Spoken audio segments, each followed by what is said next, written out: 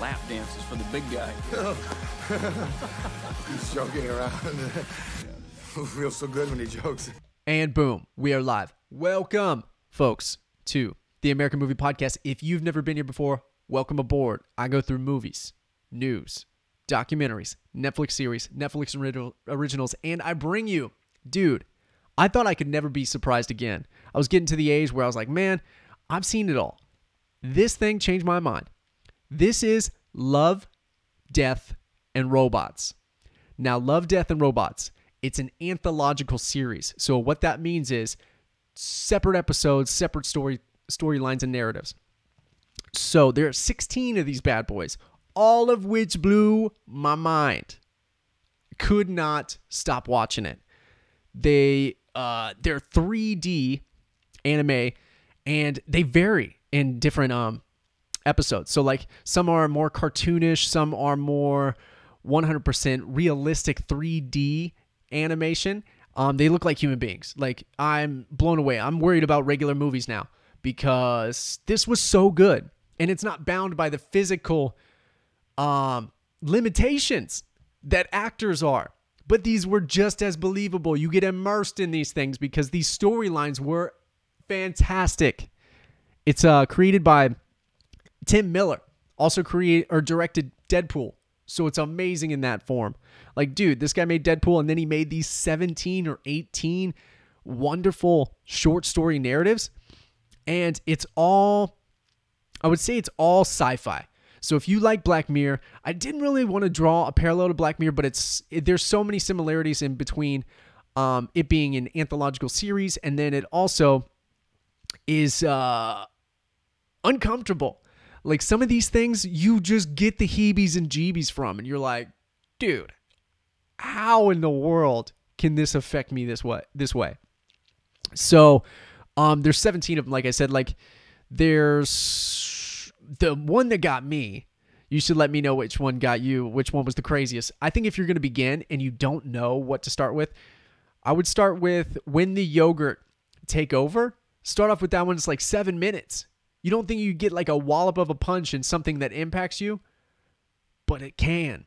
It skips all of the exposition, all the baloney, all the character building, because you feel already connected to the characters because you get like immersed into it quickly.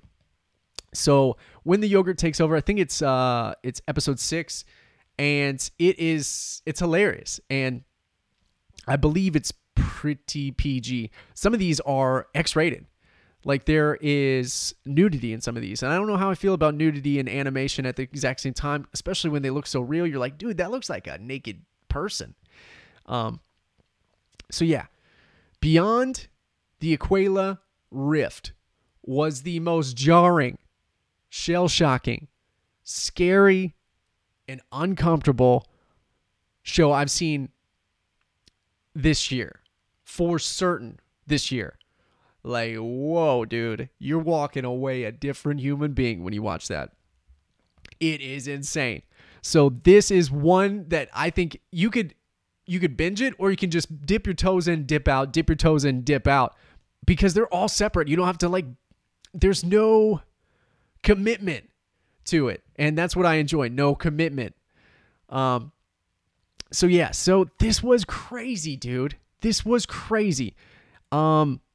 There were numerous times where I was just like, I don't know where this is gonna go. There's robots in here. There's aliens in here. There's werewolves in here. There's vampires in here.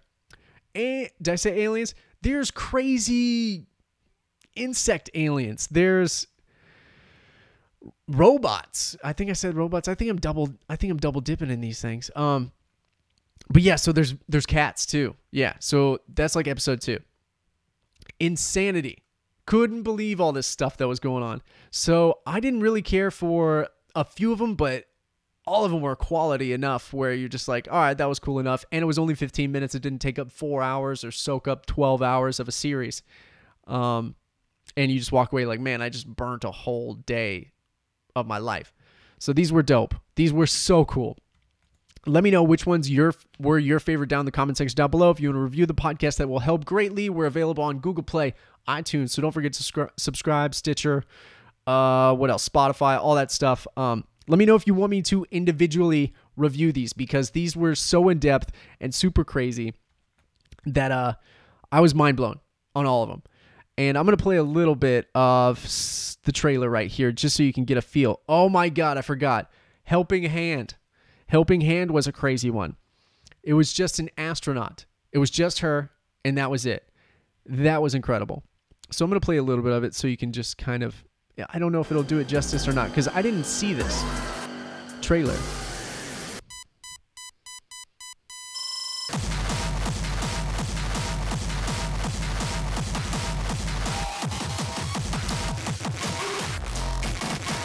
Okay, if you're listening to this podcast, this is not doing you anything.